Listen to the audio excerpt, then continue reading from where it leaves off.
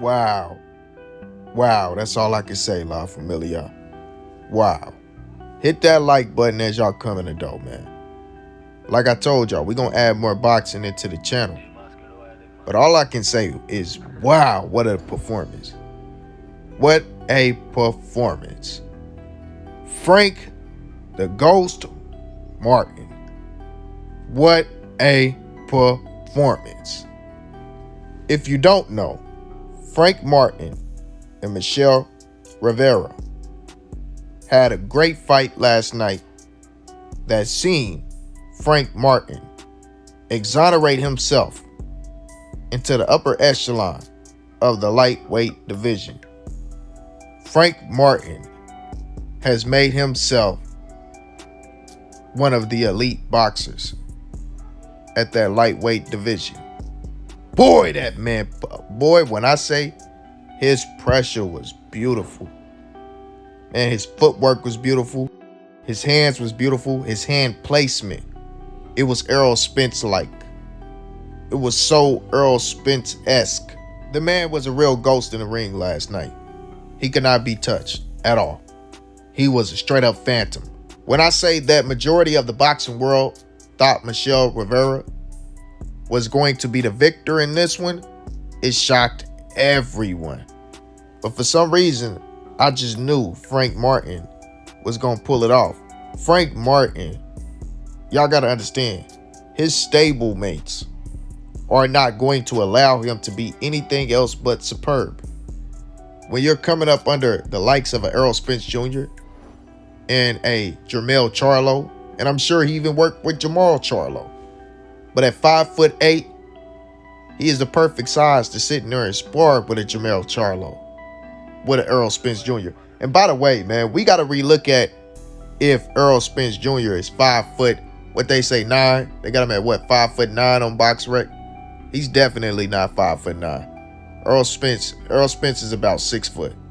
He's about 6 foot. Yeah, without a doubt. He has at least a good 4 inches on Frank Martin. If you look at the end, he was definitely towering over Frank Martin. He was by far the taller man, not just bigger. We know that he's physically bigger, but he's definitely a lot taller. Not 1.5 inches. He was definitely a lot taller. Now, when it comes to Frank Martin's performance, man, I can't say that I seen anything in that performance that made him look like he cannot match up against the best lightweights in the world. I don't see him getting smoked by anyone. The most mind-boggling thing to me, what just leaves me like in awe, is the fact that this man just started fighting 9 years ago. So just imagine what he will be when he fully develops. When he gets a few more of these top-level opposition under his belt. That man's performance was beautiful. If you did not see the fight, go back and watch it. Go rewatch the highlights and just look at Frank Martin's punch placement.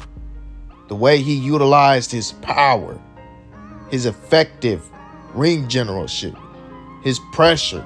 It was relentless, man. This man was coming like the Terminator. The way he kept pinning Rivera's jab. He kept pinning him. He kept pressuring him. He literally nullified everything Rivera had game plan for him. He took it all away, man. And when you do stuff like that, that's when you know that this man is special. The way that he cut the ring off last night, it was special. I sat and watched in awe because I seen a new superstar being born. That's all you can say. Frank Martin is special.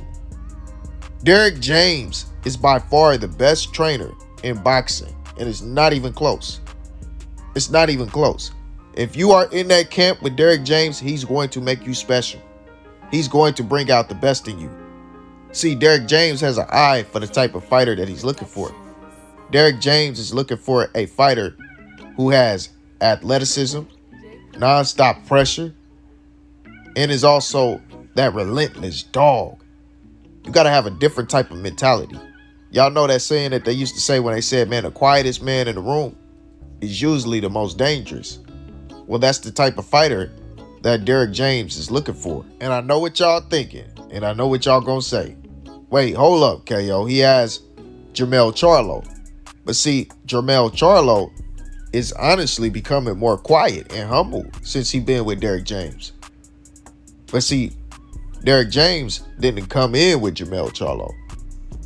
Jermell Charlo chose Derrick James, not the other way around.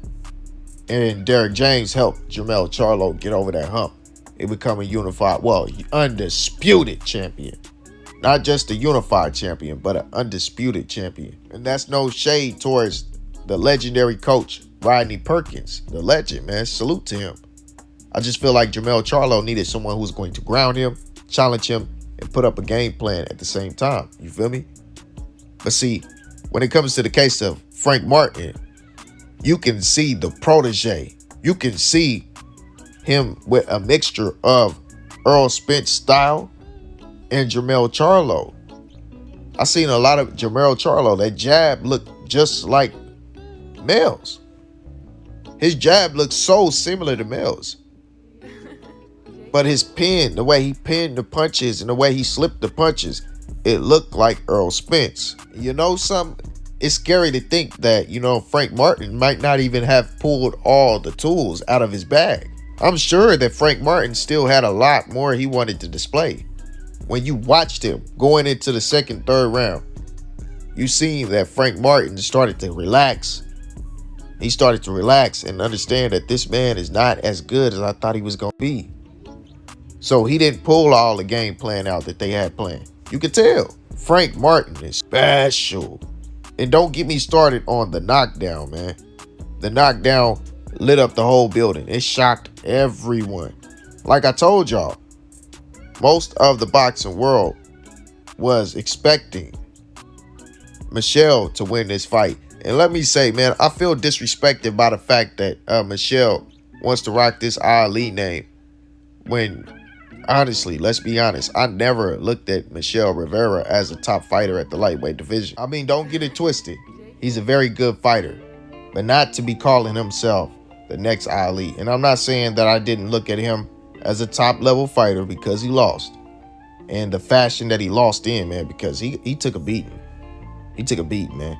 A beautiful beating last night. I'm saying that because he's been in there with low level opposition, man. And it's like, he hasn't shown me that he is heads above the low-level competition.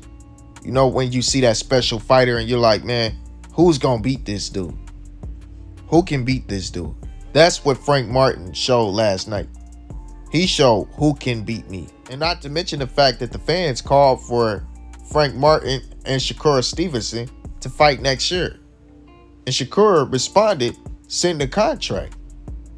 So that shows you that Frank Martin believes in his ability. He believes that he can beat the best and he is the best. And if you give Frank Martin too much time, Frank Martin will get there. Frank Martin will close that gap. He has all the tools in his toolbox. Once he starts to trust his power and set down on his punches whenever he needs to, Frank Martin will be a problem. Do I believe in a fight with Shakur Stevenson, it'll be a high-level chess match? Of course. Do I believe that he will win? I say he has a bigger chance than most of y'all think. I think that he's going to cause a lot of problems for Shakur. I believe that his style, because we know styles make fights, I believe that Shakur will get exposed a little bit on that defensive end. He's going to keep Shakur on his back foot. Shakur is not going to have any time to think about this fight. We just seen him do it with Michelle Rivera. He gave him no time to think.